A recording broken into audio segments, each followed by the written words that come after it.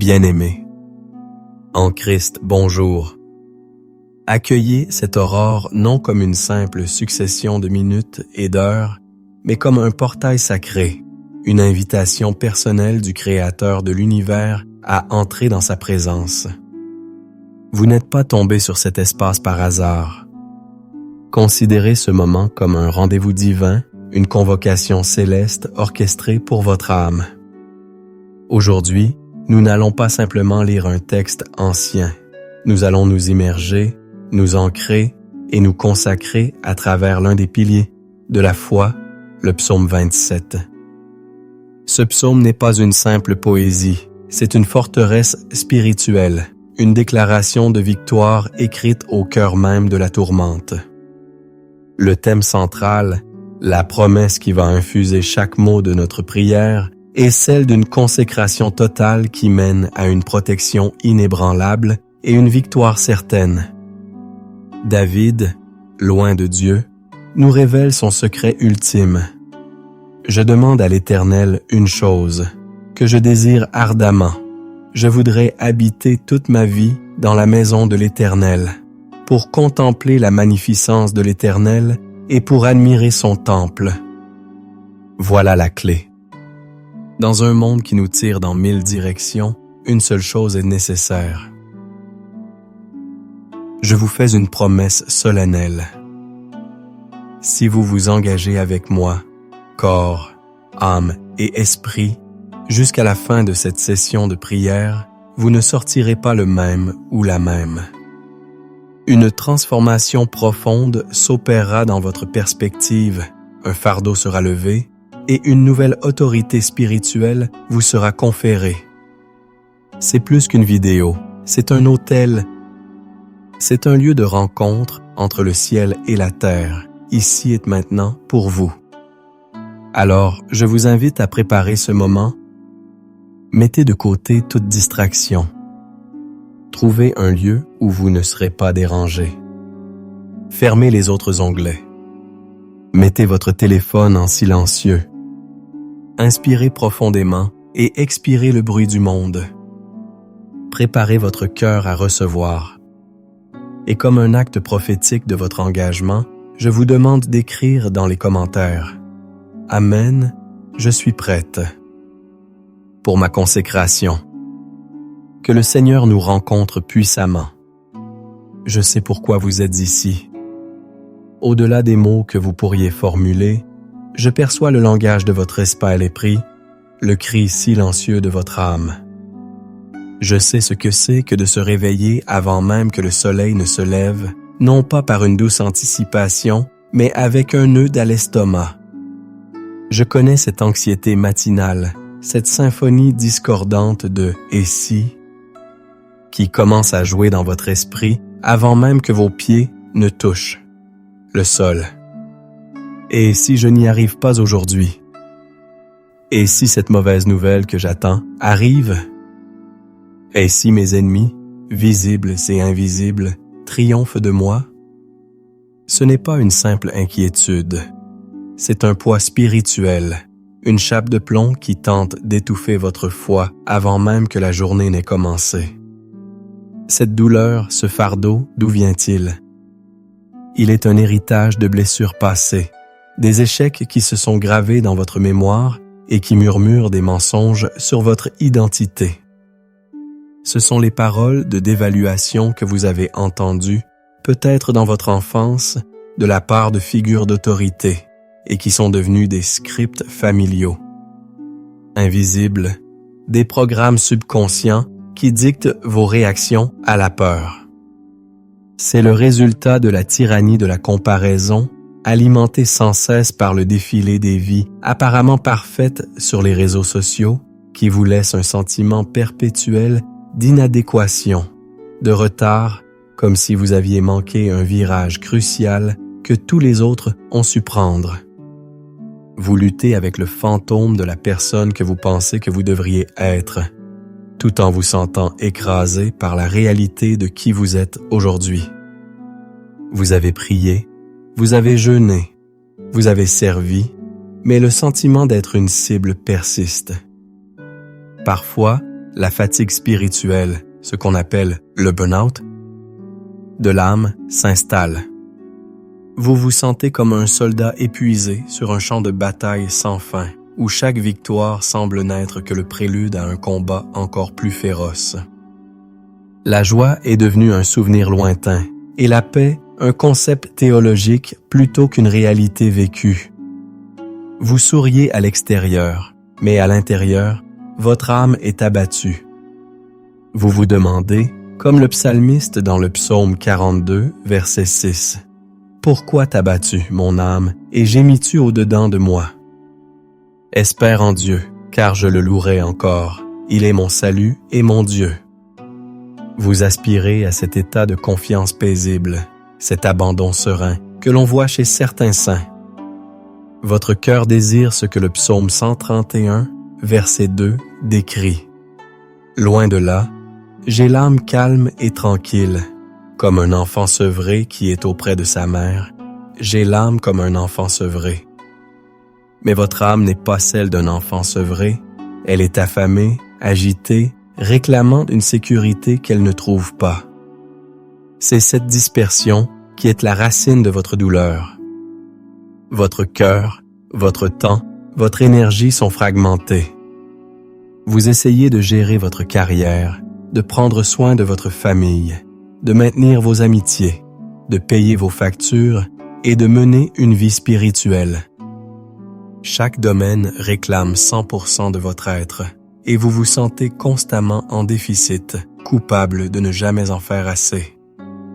L'ennemi de votre âme se délecte de cette dispersion, car il sait qu'une armée dispersée est une armée vaincue.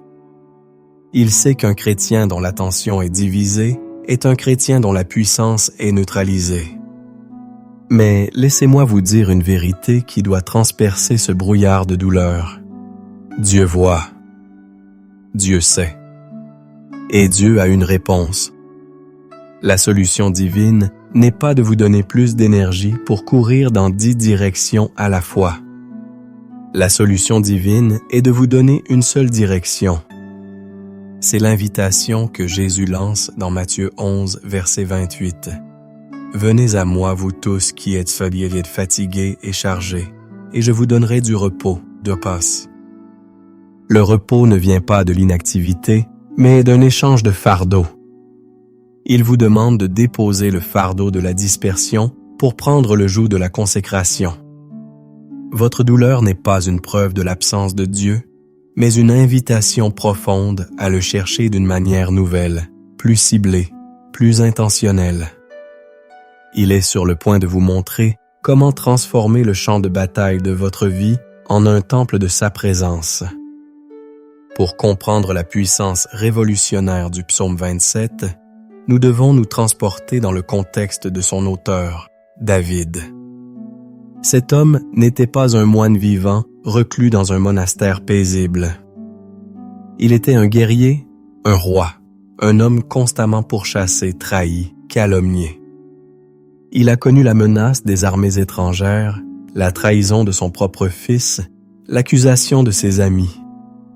Le psaume 27 n'a pas été écrit depuis un lieu de confort, mais forgé dans le feu de l'adversité. C'est pourquoi chaque mot résonne avec une telle autorité. Quand David dit au verset 1 « L'Éternel est ma lumière et mon salut, de qui aurais-je crainte ?» Il ne s'agit pas d'une affirmation positive creuse. Analysons les termes hébreux originaux pour en saisir la profondeur. Le mot pour lumière, estor. Ce n'est pas seulement la lumière qui éclaire, mais la lumière qui est la source de toute vie, la lumière primordiale de la création. C'est une lumière qui expose les pièges cachés de l'ennemi, qui révèle la vérité dans une situation confuse, qui dissipe les ténèbres de la dépression et de la peur. Lorsque vous déclarez que l'Éternel est votre or, vous déclarez que vous refusez de marcher dans la confusion. Vous avez accès à la sagesse divine pour chaque décision. Le mot pour salut est Yeshua. Ce mot est bien plus riche que notre concept de salut. qui se limite souvent à la vie après la mort. Yeshua englobe la délivrance, la protection, la guérison, la prospérité, la victoire. C'est un salut holistique pour votre esprit, votre âme et votre corps, ici et maintenant.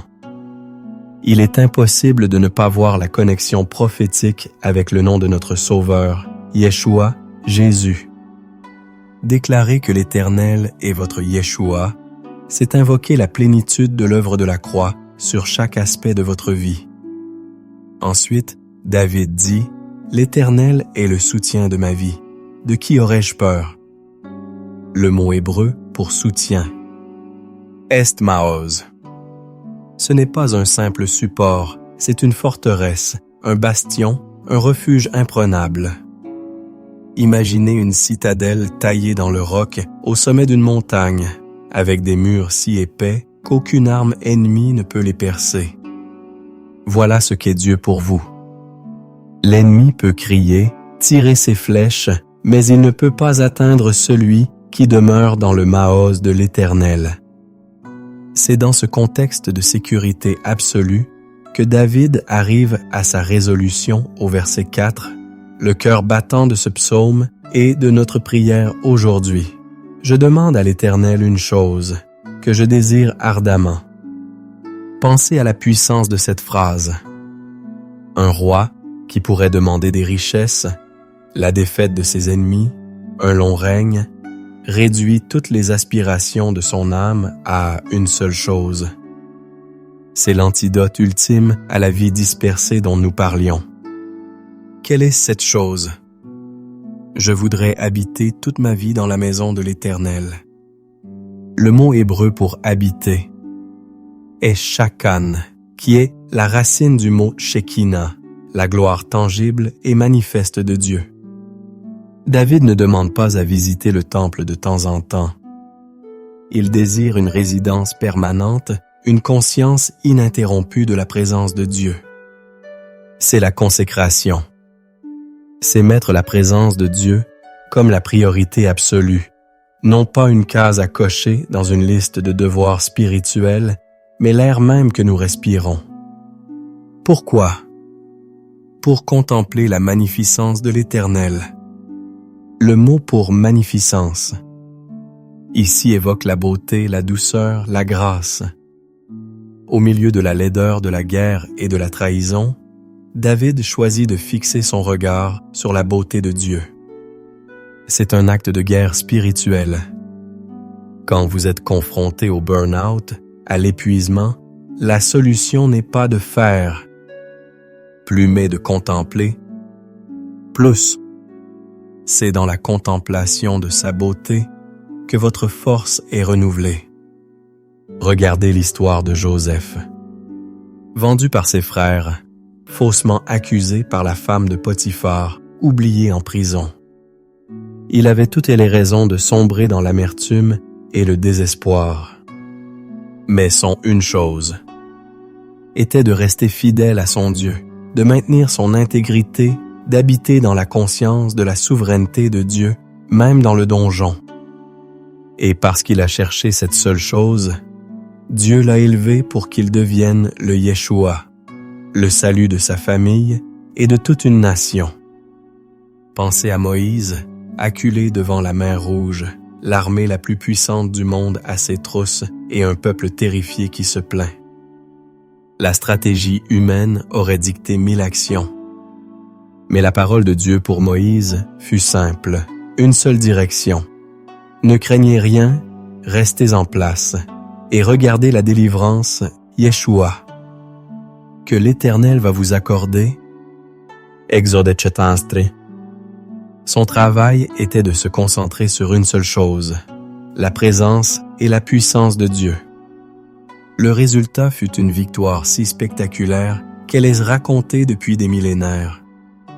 Considérez le roi Ézéchias face à l'armée assyrienne de Sanchérib, une superpuissance invincible qui assiégeait Jérusalem. L'ennemi a envoyé des lettres de menaces, de blasphèmes, une guerre psychologique intense. Quelle fut la réponse d'Ézéchias? il n'a pas réuni son conseil de guerre en premier.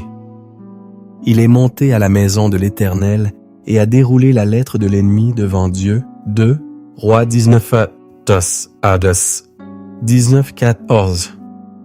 Son une chose était de faire du problème de l'ennemi le problème de Dieu.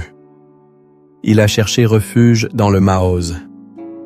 La nuit même, l'ange de l'Éternel a frappé 145 000 soldats assyriens. La victoire ne fut pas le résultat d'une stratégie militaire brillante, mais d'une consécration radicale. Appliquons cela à notre vie moderne. The fear of missing out. FOMO. La peur de manquer quelque chose est une maladie spirituelle de notre génération. Le psaume 27 nous enseigne le joy of missing out. Jomo. La joie de manquer tout le reste, pourvu que nous ayons sa présence. Votre routine spirituelle du matin n'est pas une liste de choses à faire lire un chapitre, prier 10 minutes, etc. C'est la recherche d'une seule chose, la conscience de sa présence. Le reste du psaume découle de cette consécration. Parce qu'il habite dans la maison de l'Éternel, David a l'assurance qu'au jour du malheur, il me protège dans sa tente. Va. Finch. Parce qu'il a choisi cette seule chose, il peut déclarer « Déjà ma tête s'élève au-dessus des ennemis qui m'entourent. » Va. Chasse. Sa perspective change. Il ne voit plus depuis le niveau du sol, assiégé, mais depuis la forteresse, regardant ses ennemis d'en haut. Voilà la promesse pour vous, aujourd'hui. En choisissant de vous consacrer à cette seule chose, chercher la face de Dieu, demeurer dans sa présence, vous changez de position spirituelle. Vous passez de la défensive à l'offensive, de la peur à la foi, de la dispersion à une puissance focalisée. C'est la clé de la victoire durable. La bonté chesed en hébreu, cet amour loyal et indéfectible. Et la grâce de Dieu vous poursuivront tous les jours de votre vie, et vous habiterez dans la maison de l'Éternel jusqu'à la fin de vos jours. Psaume 23:6, qui est un écho parfait du psaume 27. Maintenant, alors que cette vérité s'ancre dans votre esprit, nous devons préparer le terrain de votre cœur pour qu'il devienne un autel de prière. La transition de l'écoute à la prière n'est pas automatique, elle est intentionnelle. C'est un acte de consécration en soi. Je vous invite à prendre une posture de révérence, que ce soit à genoux, assis avec les mains ouvertes, ou debout comme un soldat prêt à recevoir ses ordres. Nous allons faire 3 choses pour labourer le sol de notre cœur. Premièrement, nous allons pratiquer la repentance. Repentez-vous non seulement des péchés évidents, mais aussi du péché plus subtil de la distraction, du péché d'avoir laissé d'autres choses, même de bonnes choses, prendre la place de l'unique chose. Confessez au Seigneur les moments où vous avez cherché la sécurité dans vos finances, votre réputation ou vos propres forces plutôt que dans sa présence. La Bible dit dans 1 Jean 1, verset 9, « Si nous confessons nos péchés, il est fidèle et juste pour nous les pardonner et pour nous purifier de toute iniquité. » Deuxièmement, nous allons pratiquer le pardon. Vous ne pouvez pas entrer dans la présence sainte de Dieu avec un cœur rempli d'amertume. Pensez aux personnes qui vous ont blessé, trahi, déçu. Prenez la décision consciente de les relâcher de la prison de votre ressentiment. Ce n'est pas pour eux, c'est pour vous. C'est pour libérer votre cœur afin qu'il puisse être entièrement rempli de Dieu. Matthieu 6, verset 15 nous avertit, « Mais si vous ne pardonnez pas aux hommes, votre Père ne vous pardonnera pas non plus vos offenses. » Pardonnez aussi à vous-même pour vos échecs et vos erreurs. Acceptez la grâce que Dieu vous offre si librement. Troisièmement, nous allons pratiquer la reddition. Offrez consciemment à Dieu chaque domaine de votre vie en sacrifice vivant. Votre esprit, vos pensées, vos émotions, votre corps, votre santé, votre énergie, votre famille, vos relations, votre travail, vos finances, votre avenir. Dites-lui, « Seigneur, tout ce que je suis et tout ce que j'ai, je te le consacre à nouveau. Ce n'est plus à moi, c'est à toi. Utilise-le pour ta gloire. » C'est l'essence de la prière efficace, comme le dit Jacques 5, verset 16. La prière fervente du juste a une grande efficace. En vous repentant, en pardonnant et en vous abandonnant, vous vous positionnez comme un juste, non par vos propres mérites, mais par le sang de Jésus. Votre cœur est atteint, maintenant prêt. L'autel est préparé. Le ciel est attentif. Entrons ensemble dans le Saint des Saints. Père céleste, Dieu d'Abraham, d'Isaac et de Jacob, nous nous approchons de ton trône de grâce avec confiance, non pas en raison de notre propre justice, mais par le sang précieux de l'agneau, Jésus-Christ. Nous entrons dans tes parvis avec des louanges et dans tes portes avec reconnaissance. En cet instant sacré, nous choisissons de faire taire toutes les autres voix pour nous accorder à la tienne. Nous te bénissons, ô Éternel, car tu es notre lumière, notre or. Tu es la vérité qui expose chaque mensonge de l'ennemi, la clarté qui dissipe le brouillard de notre confusion, la révélation qui illumine le chemin devant nous. En toi, il n'y a point de ténèbres. Nous te louons, car tu es notre salut, notre Yeshua. Tu es notre libérateur du péché, notre guérisseur des maladies, notre protecteur contre le danger, notre pourvoyeur dans le besoin.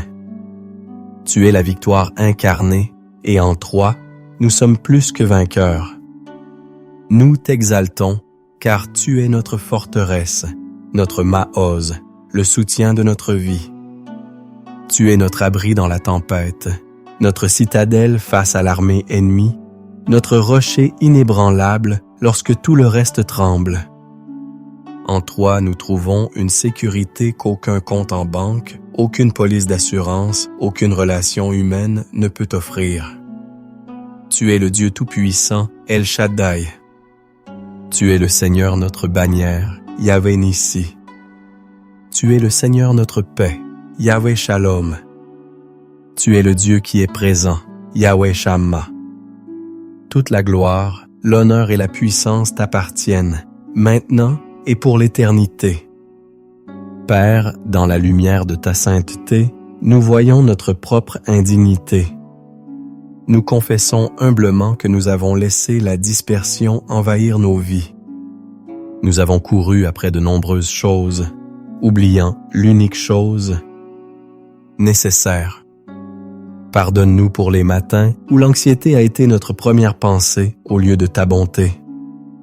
Pardonne-nous pour les moments où nous avons cherché la validation sur les écrans de nos téléphones plutôt que dans le reflet de ton regard aimant. Pardonne-nous pour la peur qui a paralysé notre foi et pour le doute qui a étouffé tes promesses. Nous déposons à tes pieds le fardeau écrasant de la performance, le besoin de tout contrôler, l'orgueil qui nous empêche de nous abandonner complètement à toi. Lave-nous, purifie-nous par le sang de Jésus.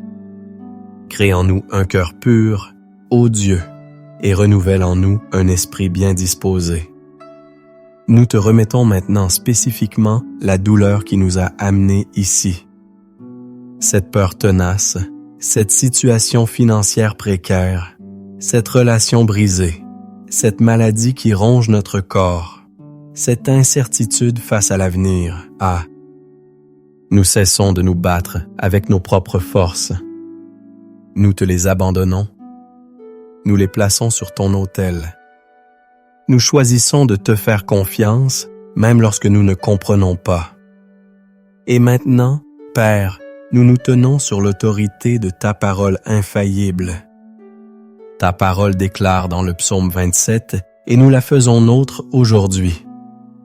Je déclare que l'Éternel est ma lumière et mon salut. De qui aurais-je crainte? L'Éternel est le soutien de ma vie. De qui aurais-je peur? Je le déclare sur ma famille, sur mes finances, sur ma santé. La peur n'a plus de place en moi.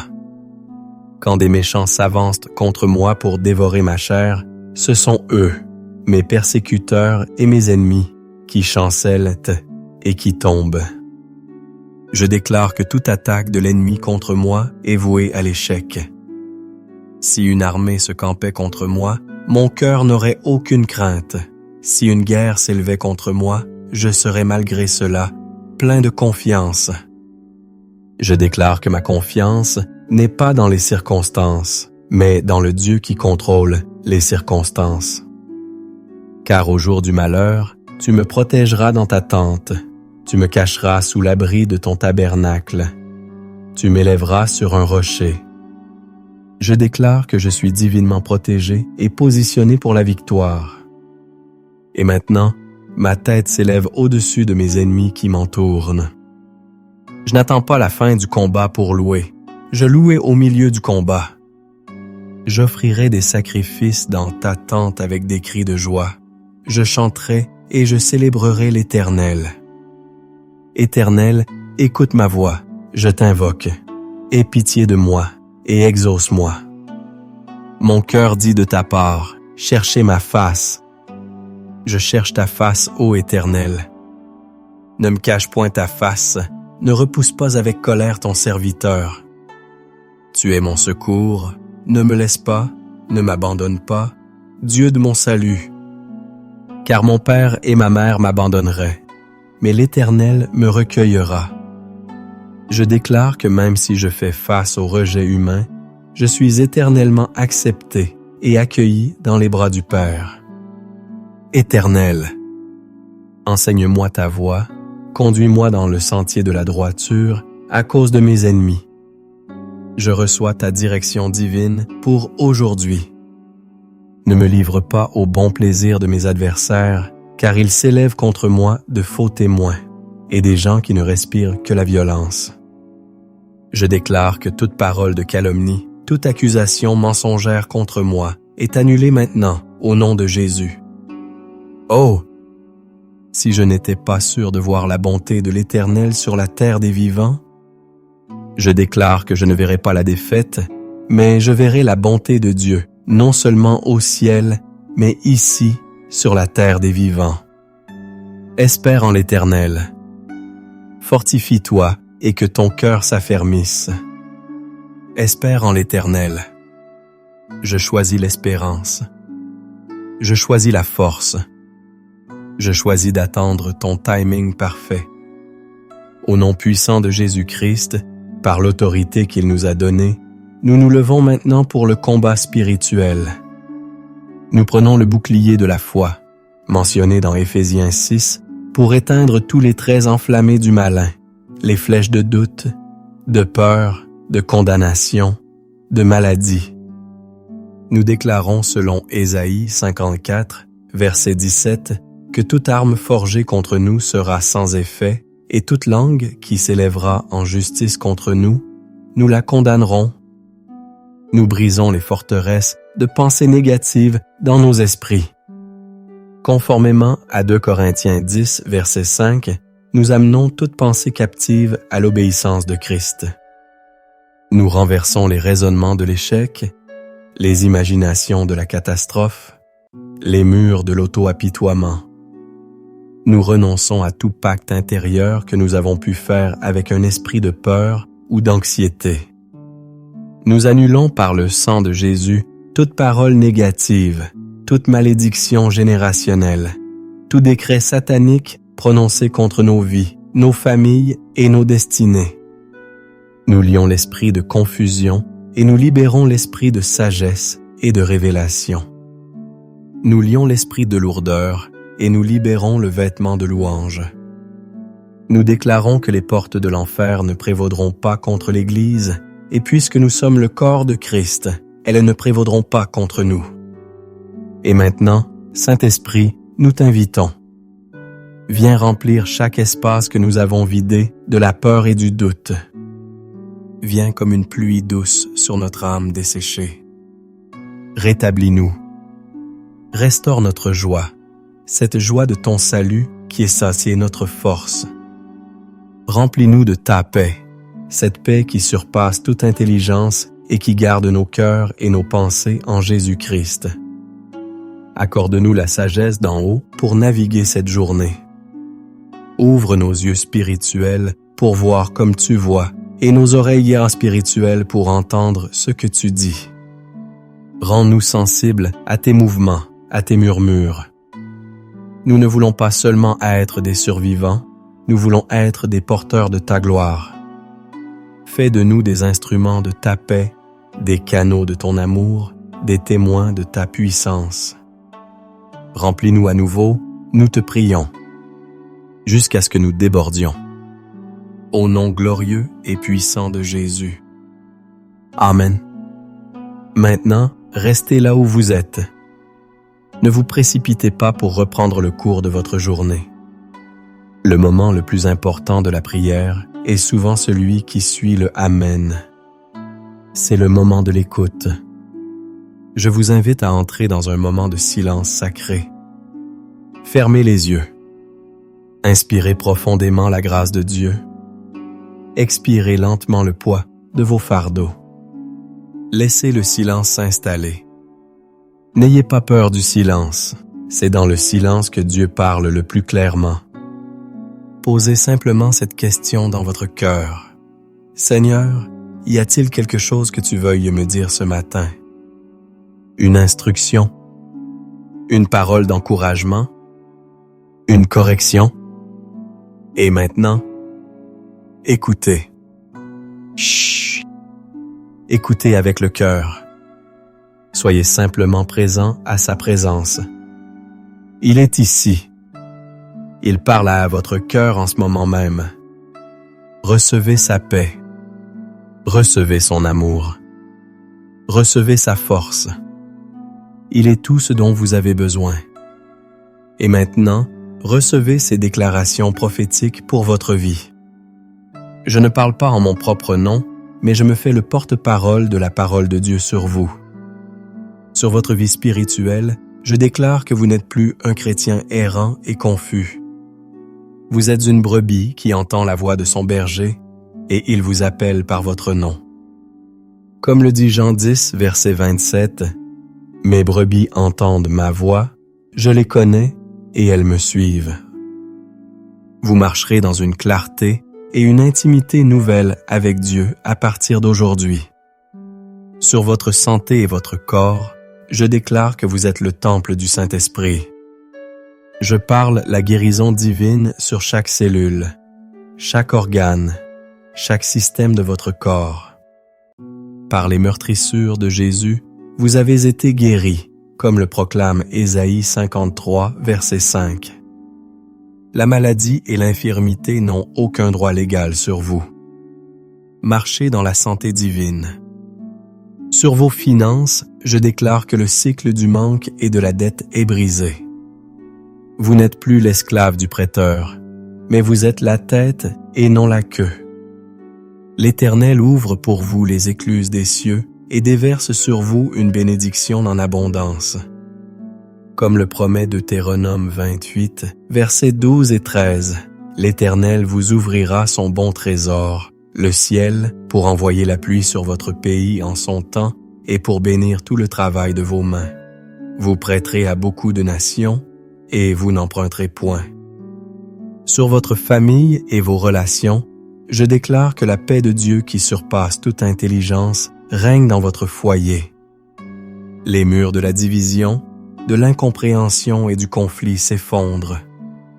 Comme le dit Ésaïe 54, verset 13, « Tous tes fils seront disciples de l'Éternel, et grande sera la prospérité de tes fils. » La réconciliation et la restauration coulent dans vos vidanges fallations.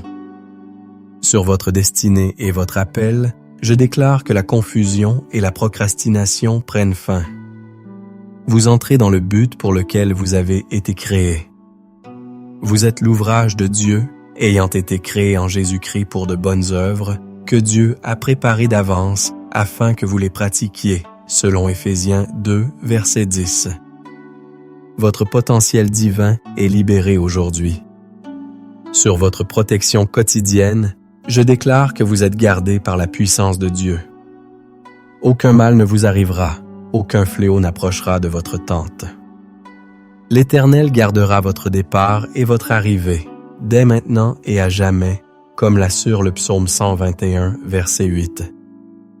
Vous êtes couverts par le sang de Jésus. Sur votre joie et votre paix, je déclare que la dépression et l'anxiété doivent vous laisser. Vous êtes remplis d'une joie et d'une paix surnaturelle qui ne dépendent pas des circonstances.